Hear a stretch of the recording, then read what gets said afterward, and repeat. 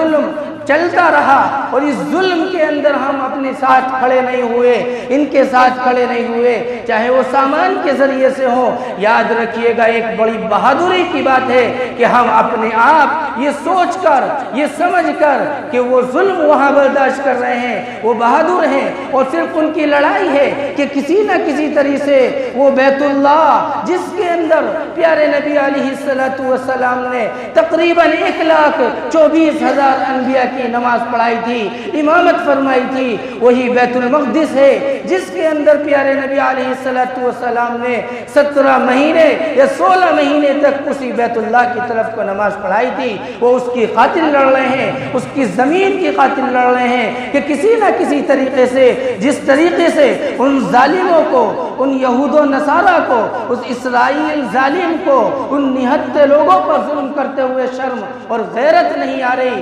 یاد رکھیے گا ہم بھی کہیں ان سے کم نہیں ہیں، ہم ایمان والے ہیں، اور اگر ہم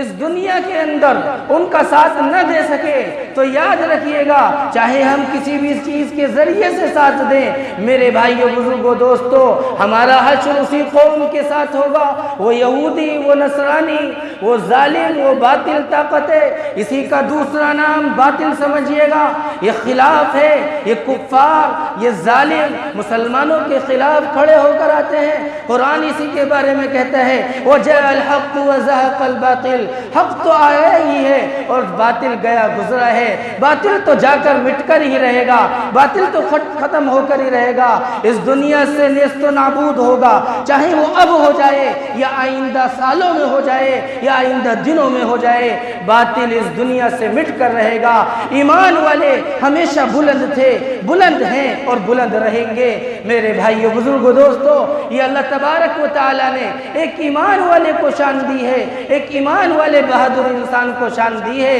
اگر اس کی زبان میں طاقت نہیں ہے، اگر اس کے ہاتھ میں طاقت نہیں ہے، حالانکہ پوچھا جائے گا کل قیامت کے دن کہ تمہارے ہاتھوں میں طاقت تھی، تم نے اس ظلم کو کیوں نہیں روکا؟ اگر اس سے بھی پوچھا جائے گا کہ اگر تمہاری زبان میں طاقت تھی، تم نے اپنی زبان کے ذریعے سے اس ظلم کو کیوں نہیں روکا؟ اگر تمہارے پیروں میں طاقت دی تھی، تم نے پیروں کے ذریعے سے اس ظلم کو کیوں نہیں روکا؟ میرے بھائیوں بزرگوں دوستو، اس وقت ہم کیا جواب دیں گے؟ وہ ظالم، وہ جابر جو مسلمانوں کے دشمن ہیں، جو باطل طاقت ہے، مسلمانوں کو یہ چاہ رہی ہیں کہ کسی نہ کسی طریقے سے اس دنیا سے یہ سلب ہو جائیں اور ختم ہو جائیں۔ اور یاد رکھیے گا یہ ظلم تو ان باشندگان فلسطین نے پہلی مرتبہ نہیں دیکھا، بلکہ اس سے بھی زیادہ ظلم ہو چکا ہے۔ 1967 سے لے کر اور یہ دور آ چکا ہے جب سے انہوں نے اس کی زمینوں پر قبضہ کیا ہے، تقریباً پورے فلسطین پر قبضہ ہو چکا ہے، بیت اللہ پر قبضہ ہو چکا ہے۔ لیکن کبھی ہم نے یہ غور کیا کہ ہمارے حلقوں کے اندر جب تک وہ کھانا نہیں اترتا، جب تک کہ یہ زہر، یہ پیپسی، یہ کوکو کولا یا ڈو ہمارے حلق میں نہیں پہنچ جاتی ہے، اس سے پہلے ہمارا کھانا نہیں اترتا۔ شرم نہیں آتی ہمیں؟ کبھی سوچتے لیا کریں کہ ہم ساتھ کس کا دے رہے ہیں؟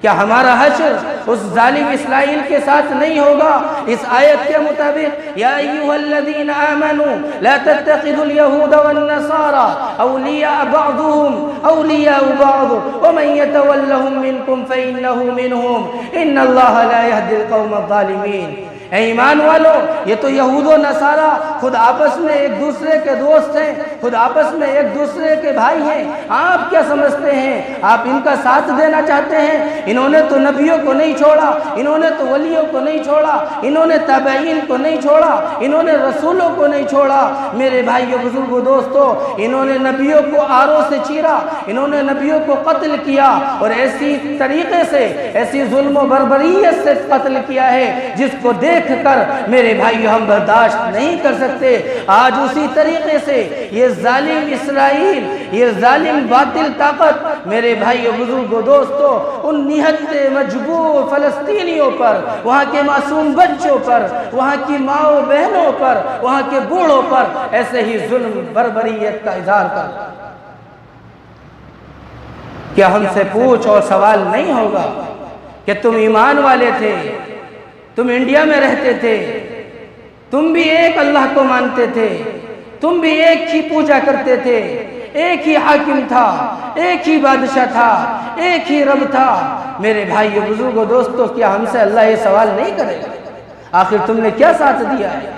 آج سے یہ عہد کر کے اٹھیں، ایک ایک ایمان والے کو یہ سوچنا چاہیے کہ آج سے ہم انشاءاللہ اپنی محفلوں سے، اپنی محفلوں کے اندر جو ان کے سامان ہیں، جو ان کے پروڈکٹ ہیں، جو ان کی چیزیں ہیں، سب کا بائیکاٹ کریں گے۔ اور یہ بائیکاٹ اب کے لیے نہیں، چند دنوں کے لیے ہی نہیں، گھنٹوں کے لیے نہیں، سالوں کے لیے نہیں، بلکہ یہ عہد کر کر اٹھیں کہ پوری زندگی اس اسرائیل کے پروڈکٹ کو استعمال نہیں کریں گے، اس کے سامان کو